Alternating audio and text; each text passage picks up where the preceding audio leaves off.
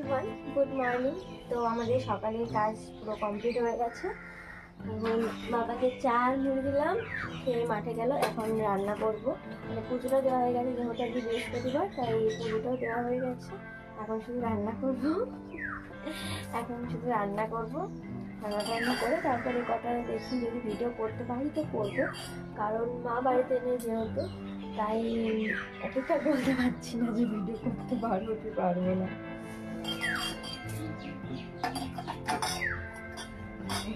এগুলো ধুয়ে নিয়ে আসি তাহলে, ঠিক আছে। তারা ও আমাকে লেপ দিয়ে পুরো ঢেকে রেখেছে।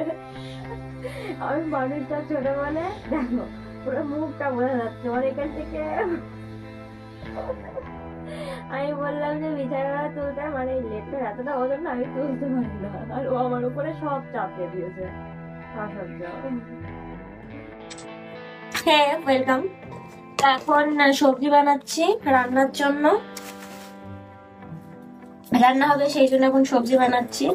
সকালের খাওয়া তো চা মুড়ি যাই হোক হয়ে গেল, এখন দুপুরের খাওয়া তো আর এটা ওটা দিয়ে হয় না, সে গরম ভাত পেটে না করলে হয় না।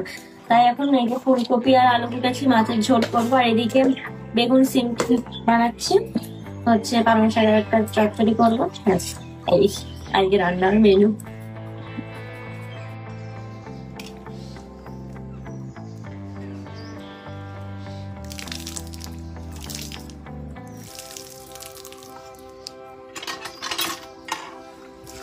প্রায় এদিকে ভাত করেছি, আর এদিকে দেখো কালকে মাছ ছিল, এই যে মাছের ঝোল করেছি, আর এইদিকে হচ্ছে একটা শুক্তো হচ্ছে, পালং শাকের চচ্চড়ি হচ্ছে।